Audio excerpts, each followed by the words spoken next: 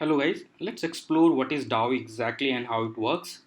So DAO is also known as the Decentralized Autonomous Organization or Decentralized Democratic Organization. Sometimes it also referred as a Decentralized Autonomous Corporations or DAC is actually a organization running in the blockchain. So remember, just like your real company, which is a private limited company or a public limited company, a corporation or anything, which has a shareholding which define the ownership can be represented in the software which will be running on the blockchain completely. So remember, it completely exists in the memory of the servers which are on the internet and are all connected through some peer-to-peer network. So of course, you if you are aware of the blockchain, then you can understand that blockchain is a peer-to-peer network which keeps the complete copy of the digital ledger in its memory and coordinate with the all other nodes to store the or update the ledger. So in this ledger, if we have the programmatic way to write the rules, then we can actually create the complete organization inside the blockchain. So remember, since just like a real corporation which has the bylaws or a memorandum of article or article of association which define the rules and regulations of running the company can be defined in the programming language within the blockchain. So remember, when you're saying DAO, so DAO is actually a software program running in the blockchain. That program has the all rules written in it when at the time of the incorporation, and then these rules can be automatically triggered or based on the voting system of the shareholding. So how the shareholding can be defined in the such software, so we'll come to that. So so of course it can behave as a complete private limited company or a public limited company if rules are created properly or defined in a proper structured way. So just like in a typical organization, so let's say an organization has a group of shareholders who represent the ownership of the organization in the percentage format, right? Because everybody say he owns 20% of this company, he owns 10% of that company. So it means the percentage of the total issued shares he or that person owns. So let's say a person X own 3,000 shares of the organization, which has in total 30,000 issued shares. Then Mr. X will automatically become the 10% owner of that organization. So these shares can be transferred to anyone, which will in turn transfer the ownership of the organization. So let's say if I own the 10% of the shares of an corporation and I'm transferring that shares to someone else, then it means that I will lose the ownership and that person will gain the ownership as per the shares. Of course, transferring the shares from one person to another person may involve a lot of complications, lot of rules, forms, filling, the permissions. But in blockchain, this is not the case. You can just transfer the shares just like transferring the bitcoins to someone else's account. It's just as simple as that. So of course, shareholders can further appoint the board members, and then board members can take the major decisions, and then the board can appoint the CEO who will take the day-to-day decisions. So this is all can happen. So we'll talk about it in a very detail in the upcoming parts. So here, every shares will be represented by a crypto token which can be issued at the time of the investment. So let's say if I created a DAO which has a certain purpose and I will ask people to come and invest in my DAO. So DAO is nothing but a company. So I'll say I'm a founder, I created a company and I want other people to invest in my startup. So that means I'm actually here I'm saying please invest in my DAO. So when somebody will invest, let's say $50,000 or let's say $5,000 or let's say even $100, then they will get the token, the related token in exchange to that share. Remember, they'll be getting the shares of the DAO, which will be represented by the token, a crypto token. So you can call it, let's say if your DAO name is X DAO, then you can call your token name is Xcoin or Xcone or X shares or whatever you want. So just a name, but it will be a digital number that you will be giving that person in exchange to the fund you have just received. So now the token holders are also called and will be called the shareholders, and they can vote on the particular proposal or decisions which are required to be taken inside the DAO. One of the major decision example can be how to use that fund. Remember, if I incorporated a DAO in the blockchain and I actually created or raised, let's say $50,000 worth of digital token or crypto coin, let's say Bitcoin, I have raised investment in Bitcoin or Ethers, then how will I use this 50,000 worth of the asset that I have just raised? So let's say if I decided, okay, I want to invest it into a real estate, I want to invest it into a share market, which is more stable, of course, than the crypto coin market. I want to invest it into mutual fund. I want to buy some gold. I want to buy or give it to some people for their ICO. So these are the kind of decisions. So these decisions can be taken for the vote, and this vote will be counted based on the percentage of ownership. So let's say one token will be considered is equal to one vote, and let's say if you have 20% of the tokens of the entire organization, then your decision will be counted at 20%. So based on the overall decisions, the margin can be calculated, and if it is positive, the transaction can be executed. If not, the transaction can be put on hold.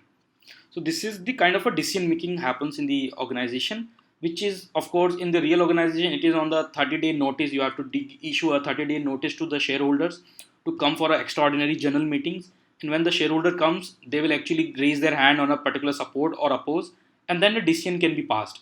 But here it will be based on just a transaction which will be running on the blockchain. So remember, these tokens of the DAO can be sold in the open market if that open market or a stock exchange, or let's say the share market, we can call it a crypto exchange, is actually considering it as an asset. So of course, you if you find out that one person can actually give you $1,200 for your $1,000 worth of tokens which you have purchased for the DAO, you can definitely sell it even without involving the DAO. So you don't need a permission from the DAO to sell the tokens which you own. Of course, this can also depend on the the rules and regulations of the DAO, but it is technically possible to sell the tokens to anyone at any value you want. You can sell it at the loss, you can sell it at that 3x return or whatever. So let's say if you created an organization which is so much in demand that people have actually ready to pay 10x for the shares that you own, because they feel that that organization will go to this groove and then they will get more return in future, then you can do it, that's fine. Or if there is an open market then where you can buy and sell, then you can do it with just a click. So of course this is just scratching the surface, because there are hundreds of things that can be done. Decisions can be like for hiring a board member, firing a board member, hiring a CEO, firing a CEO. These are the kind of decisions that can be also taken. So we'll talk about this in the upcoming part. So there are some of the examples of the DAO. So one of the best example, or one of the largest example, also the worst example, is the DAO Hub. So it is also known as simply the DAO. They have actually managed to raise 120 million worth of ethers at that time, right? It around a 1 year back they have raised it, and they actually estimated it around 5 or 10 million dollars, but they crossed 120 million worth of ethers. As of this date, current today, this many ethers would have been worth $1 billion. So remember, they raised that much money. So but after that the something wrong happened and they had to lose the ethers, because somebody actually started stealing the ethers. And that's another problem with the DAO, because if something wrong is happening, you cannot stop it instantaneously. So the entire Ethereum community came and actually supported the DAO Hub and changes the client or changes the software which actually run on the blockchain to actually revert the transaction to save them from the stealing. But of course, so we'll talk about it in the examples of the DAO when separately, when we talk on consider each case separately.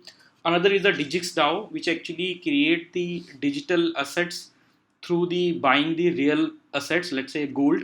So they're actually buying the gold by giving you the token, and then so that it do not fluctuate much. Similarly, MakerDAO has a similar concept where they are actually giving you the tokens of the DAO in exchange of the ethers, and claiming that the fluctuation will not be high and there is a less volatility.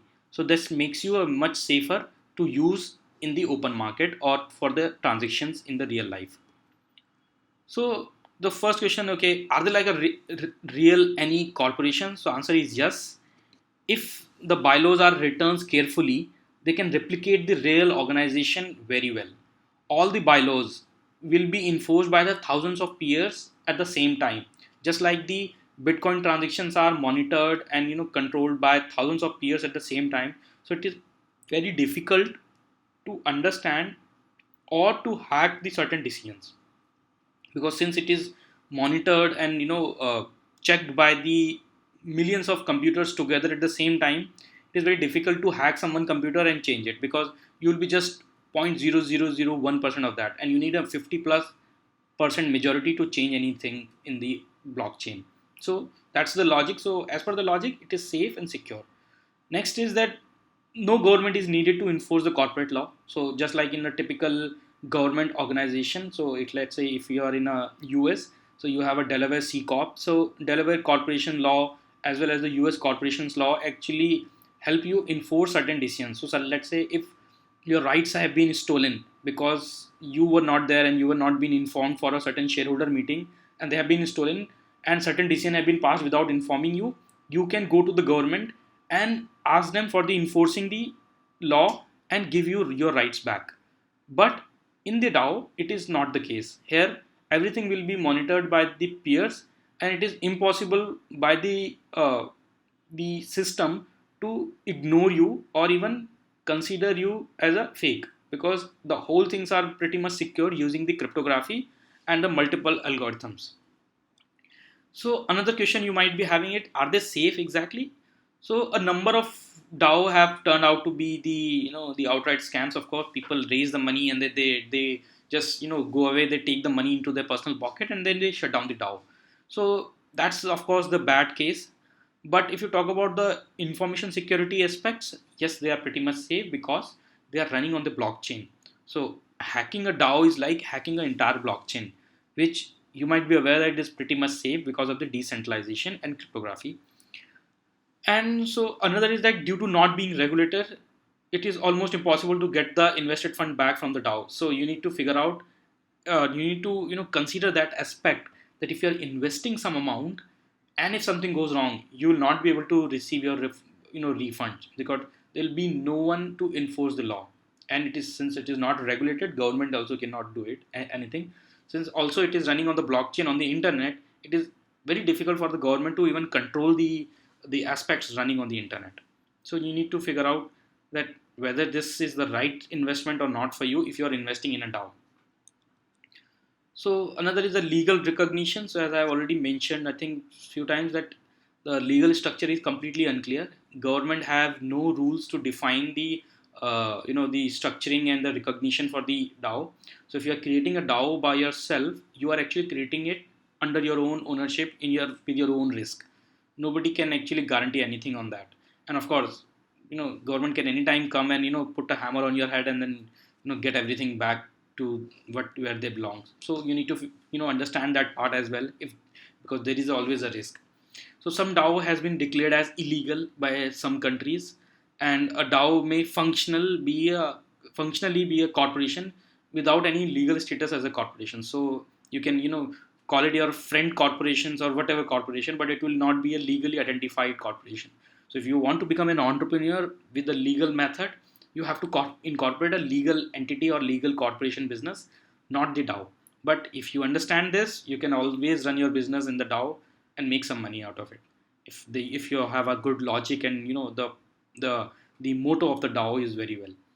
So of course the liabilities are unlimited, right? Because you don't know at what time the government can come and grab your neck and put you in the court or the jail whenever you want. So you cannot put it and call it as a the limited liabilities, because the structures are not defined. Government is not accepting that as a legal liabilities, or a limited legal liabilities entity. So you might be aware that corporations having the legal liabilities, where the maximum amount you have to pay is the value of your shares, not beyond that. So government cannot come to your personal assets if something goes wrong in the corporations. But here, if something goes wrong, government can even come to your house, take it, and then put it somewhere. It's all up to the government to decide whether they want to accept it as a legal structure or not. So of course, it is still open, and it's a huge debate going on right now whether they should accept it or not. Some part of the world are actually started exploring the opportunities where they can accept the legal structure and let people run the organization in the blockchain without any trouble. So, of course, if there is a DAO, then legal intermediary may face the legal action. So, let's say if you are a company who is facilitating the negotiation between the DAO and the investor, you can be in trouble if government go crazy and something goes wrong, because government will definitely look for the people who are involved. That's it. So if you are a legal intermediary or a DAO or whoever or an individual person, you may face legal action if something goes wrong only, of course. So if no one found to be sued, then the creator can be sued, of course. So if you are a founder and you want to become a founder and entrepreneur, you need to understand that if government will find no one to sue or the person who is suing you, then you need to figure out that how can you protect your identity as a creator. So let's say something goes wrong in the Ethereum system, then Ethereum founders will be in trouble. Of course, they have thought about it already, so they incorporated the entire foundation into Switzerland, where the corporation laws are very much in favor of the anonymity and everything. So they will be be on the safer side. So that's it for this lecture. So I hope you understand everything. We'll talk about the other part of the DAO and understand it in more deeper manner. Thank you.